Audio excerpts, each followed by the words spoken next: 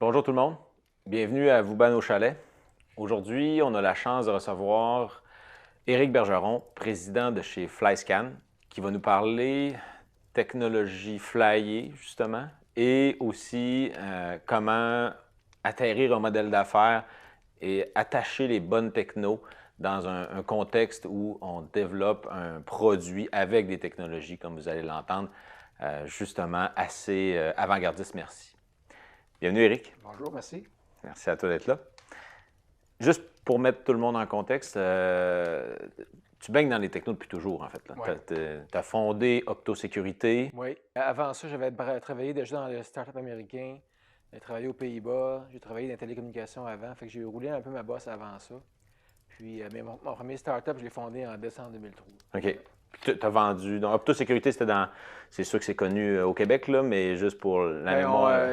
après deux pivots, notre produit vedette servait à automatiser les fonctions du point de fouille à l'aéroport. Donc, les bagages de cabine. On venait faire la fouille des bagages de façon automatique Ouais. avec moins de gens Ouais. et plus vite. Donc, en gros, c'était ça. Puis après Opto, je me dis, bon, j'ai tout ce bagage-là de connaissances, aussi bien repartir qu'une feuille blanche, en sachant tout ce que je sais, des erreurs que je ne referai pas une deuxième fois. Fait que j'ai l'opportunité d'en faire une deuxième fois, mais avec tout mon bagage. Alors que l'autre fois, j'apprenais sur le tas, fait un Ouais. paquet d'erreurs. Au moins, je ne ferai pas d'autres erreurs. Ben, je vais faire d'autres erreurs, mais pas les mêmes une deuxième fois. C'est ça. Fait que c'est pour la raison pour laquelle j'ai décidé de partir Flyscan. J'ai eu des deux offres d'emploi ailleurs, évidemment. En quelques semaines, le téléphone déjà sonnait pour que je prenne la tête d'entreprises existantes, mais j'avais pas le goût de ramasser la linge sale à un autre gars. J'avais le goût de repartir de quoi from scratch. Puis c'était probablement la dernière fois que je le faisais parce que c'est vraiment dur. Ça, j'en conviens, j'en doute même pas. Puis là, Flyscan, ça fait. En fait, vous êtes dans la détection de risques environnementaux. C'est ça. Notre mission d'aide, c'est de prévenir les catastrophes environnementales OK. et de permettre à nos clients de sauver des sous et des sous et des risques au public et à leurs employés. Donc, c'est l'environnement, leurs employés, le public, puis faire de l'argent en même temps. Parce qu'une autre des leçons que j'ai apprises, c'est que tu as beau avoir une technologie cool, tu as beau avoir quelque chose qui aide le monde, s'il n'y a pas un business case financier, les clients, en général, ne seront pas intéressés. Fait que ça prend les deux. Ça prend une mission pour le bien-être. Moi, j'aime ça qu'on partir des compagnies qui ont un objectif pour le bien commun. Chez Opto, c'était pour prévenir les attentats terroristes. Là, c'est pour prévenir les catastrophes environnementales. Ouais. Avec un fort contenu technologique. J'aime ça faire. Je suis un peu un idéaliste dans ce sens-là. Il faut qu'il y ait une mission. Juste faire des gâteaux au chocolat ou des pizzas, c'est bon, là, mais pour moi, ça ne serait pas assez. Ça prendrait quelque chose de plus. Puis, j'aime ça dans un environnement toujours très technologique. Très technologique. Puis là, explique-nous, Flyscan, ton objectif, puis c'est ce que tu es en train d'atterrir, justement, là, de remplacer une méthode existante d'inspection, entre autres des pipelines, n'est-ce pas? Oui, c'est ça. Notre objectif, c'est c'est comme ma vision, mettons sur 5 ans, 7 ans, c'est de rendre. On va faire un peu chez dans l'industrie des pipelines ce que j'ai fait chez Opto. Donc, c'est d'automatiser un processus humain qui est prône à l'erreur puis à l'inconsistance. C'est pas que l'inspection des pipelines n'est pas faite de façon mauvaise aujourd'hui, mais elle est faite par des humains, donc qui peuvent être fatigués, distraits ou inconsistants d'une personne à l'autre ou d'une journée à l'autre. Donc, mon objectif, c'est d'automatiser ce qui est fait aujourd'hui de façon un peu, sans être péjoratif, artisanale. Donc, c'est fait de façon, en anglais, on appelle ça eyeball detection. Donc, c'est l'humain avec ses yeux qui regarde. Aujourd'hui, l'inspection des pipelines, que ce soit du gaz naturel ou du pétrole, c'est un humain, souvent qui va voler l'avion en même temps. Assis dans un avion qui regarde. Qui vole à 500 pieds, à 160 km/h, qui doit éviter les tours cellulaires, les fils électriques et regarder par la fenêtre pour détecter une liste d'environ 20 choses différentes. Tel que.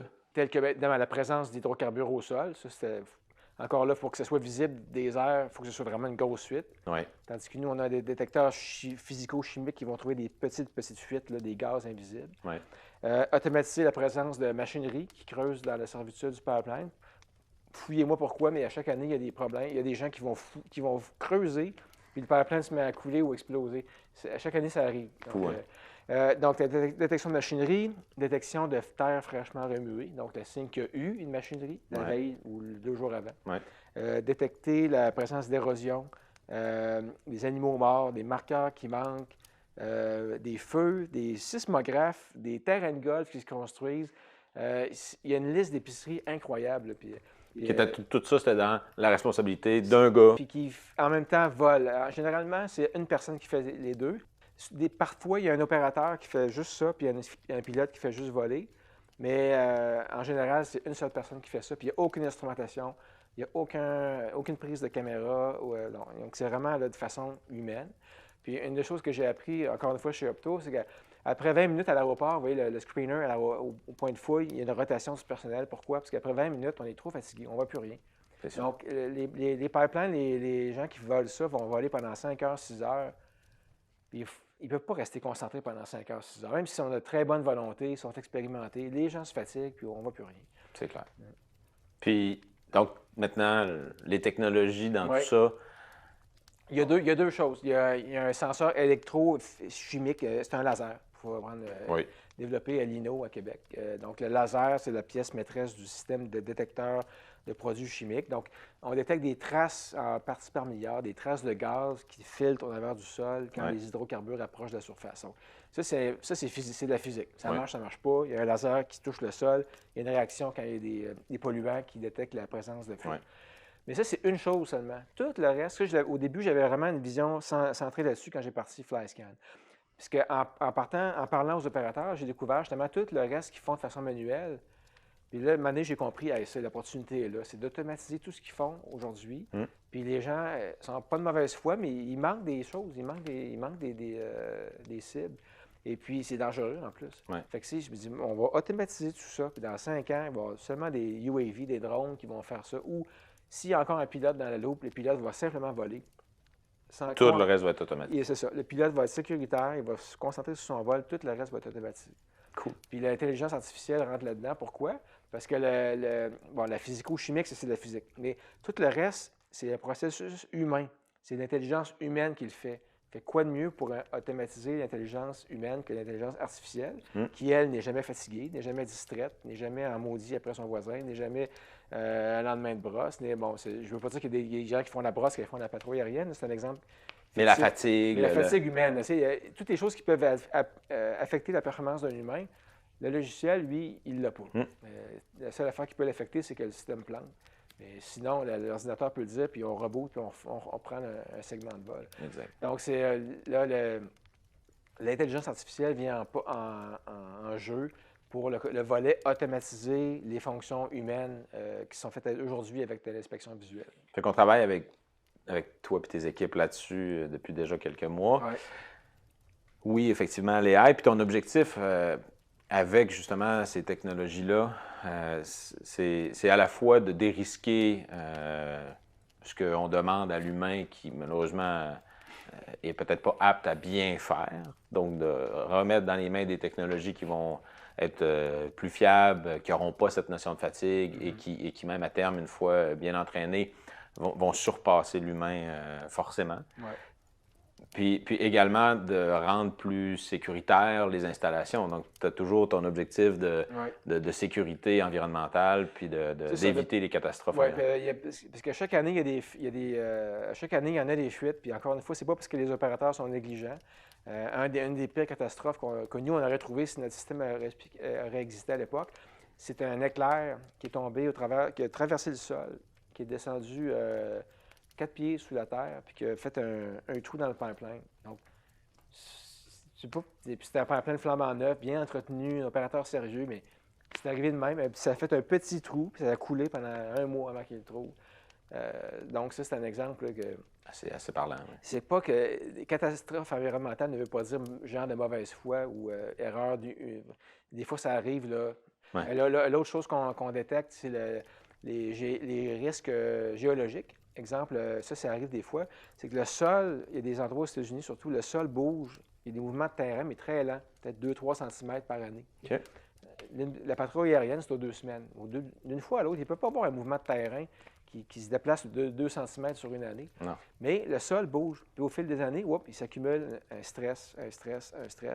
Puis il est arrivé des fois que, mettons, après 7 ans, 10 ans, c'est rendu 40 cm de distance. Mais là, les ruptures, il y a une rupture qui se fait au niveau d'une soudure, exemple. Là, ça se met à couler. Là, pour vrai, là. Une rupture. Là.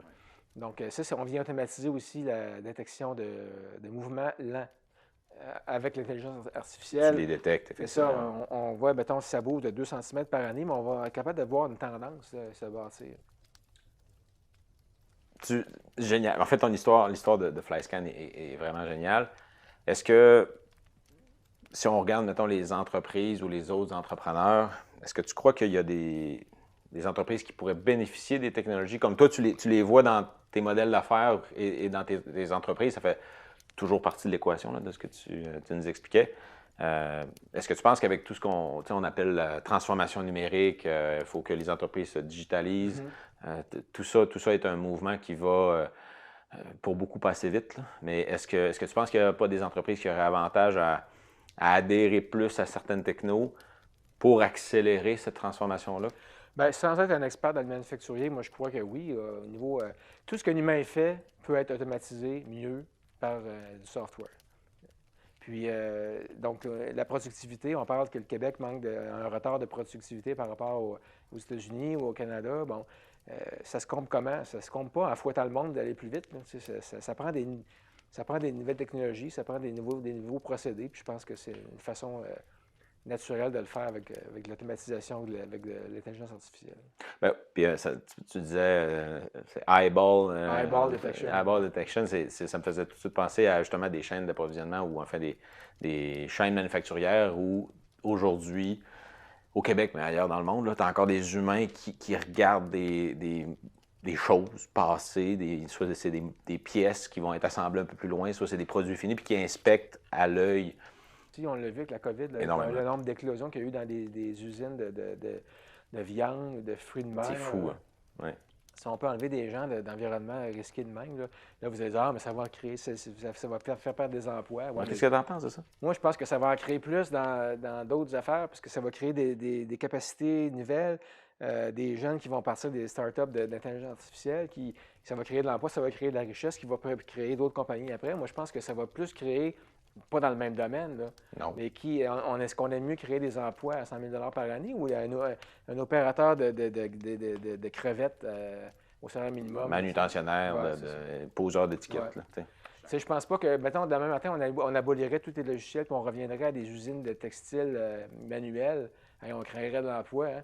C'est un peu ce que je me dis. Puis, tu sais, en même temps, on fait souvent le parallèle, nous autres, pour nos clients. Aujourd'hui, puis c'est un peu à l'image de ton modèle d'affaires, mais l'inspection des pièces dans le domaine de l'aéronautique avec des taux de tolérance extrêmes sont automatisés et sont faits par caméra. Et on n'est pas capable d'inspecter des poitrines de poulet. Tu sais. C'est ça que la différence entre un système déterministique, mesurant la longueur d'un boulon, versus une poitrine de poulet. Elle n'a pas l'air passée date. À l'œil nu, on peut le voir. Pourquoi? Parce que c'est vague, c'est comme instinctif. Là. Moi, cette pièce de steak-là, je ne le mangerai pas, il a l'air bizarre. Mais ça, c'est un exemple que l'intelligence artificielle peut faire ça. Alors que comment programmer un système déterministique pour reconnaître un steak pas bon? C'est tellement vague. Hein? Avec l'hyperspectral, tu peux aller voir en dedans même, mais même sur au moins la catégorisation, tu sais, souvent, ils ne sont pas là même pour déterminer si la poitrine est bonne ou pas bonne, c'est la grosseur, juste pour classer, classifier. Fait que, Et tout ce qui est flou, c'est là que l'humain est fort. oui, oui.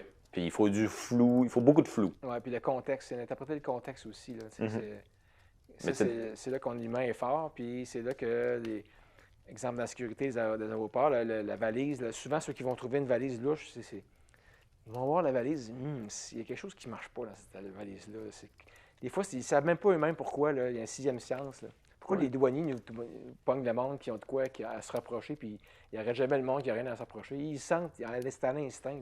Puis, si tu avais à nous décrire, étant donné les différents projets justement que tu as réussi à faire décoller, comme tu dis, les clés de succès pour autant un entrepreneur qui veut et qui a un projet un peu comme les tiens, avec un modèle d'affaires très techno, qu'une entreprise qui veut se transformer, les clés de succès pour que ça marche, que tu partagerais à ces entrepreneurs-là ou à ces gestionnaires qui veulent changer les choses puis qui veulent revoir leur façon de faire? Bien, pour les gestionnaires, je ne sais pas. Par contre, pour un entrepreneur, moi, je vais citer un de mes anciens CEO d'un télécom qui me disait « At the end of the day, it's all about the money. Okay? » Fait que c'est tout le temps ça. Fait que, il faut que tu ailles valider ton marché, il faut que tu ailles voir les clients. Est-ce qu'ils vont l'acheter? Puis souvent, les entrepreneurs techno vont tomber en amour avec leurs produits, Ils vont triper sur leur techno. Moi-même, j'ai souvent fait cette erreur-là.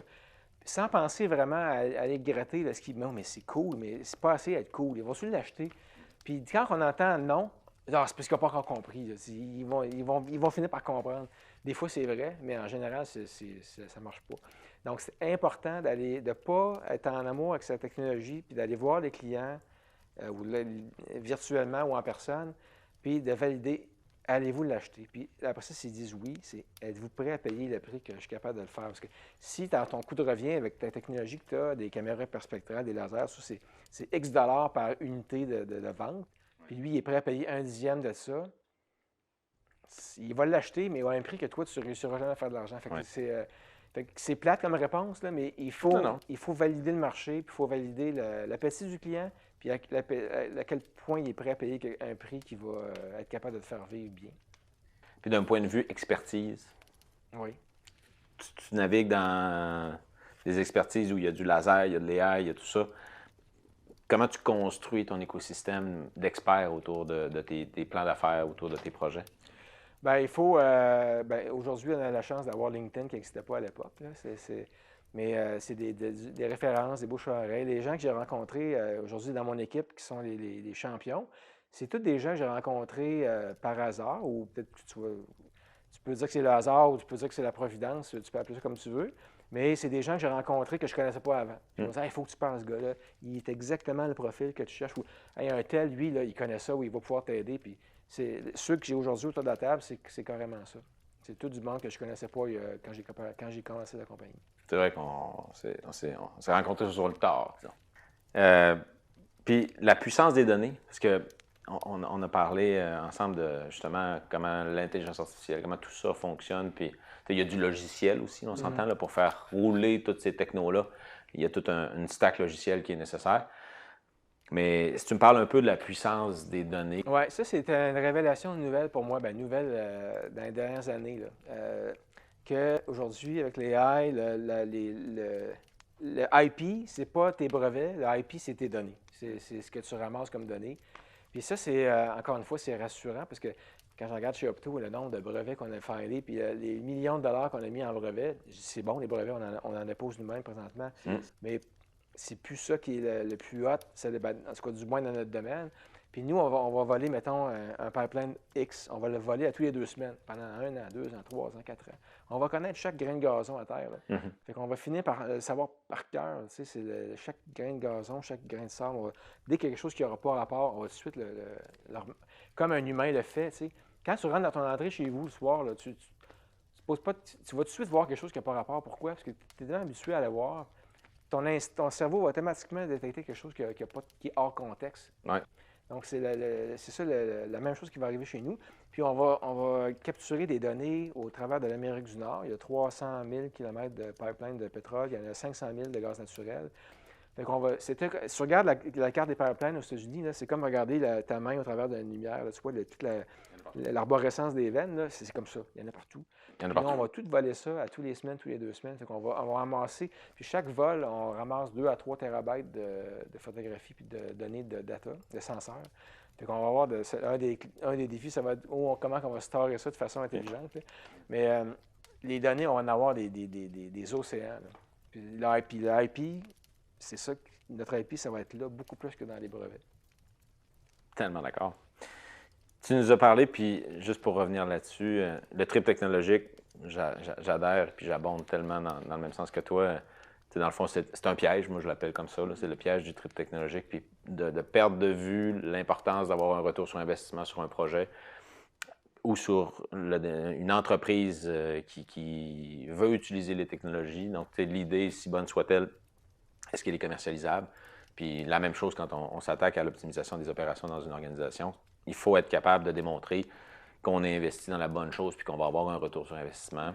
Sinon, un robot, l'intelligence artificielle, tout ce qui est transformation numérique, ça se peut que ça ait justement que ce soit pas le bon move, en fait, ou qu'on n'investisse pas notre argent à la bonne place, puis ça peut être pire que bien. Donc, ce raisonnement-là est très juste.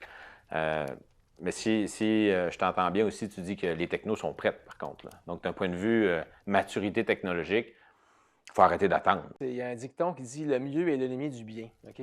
Si tu attends que tout soit parfait, tu ne feras jamais rien. Fait qu'il faut commencer quelque part. Puis je pense que ce qu'on a aujourd'hui est très puissant et très prêt à être utilisé. Il faut commencer quelque part. Puis ça va toujours s'améliorer de toute façon. Si tu attends que tout soit parfait avant de faire un move, tu ne feras jamais rien. Très, très juste. Merci, Éric. C'était très inspirant. Puis bonne chance pour la suite de la ride de FlyScan. Ouais, merci. Ça s'enligne drôlement bien. Puis merci beaucoup d'être venu nous voir. Merci tout le monde. Au revoir.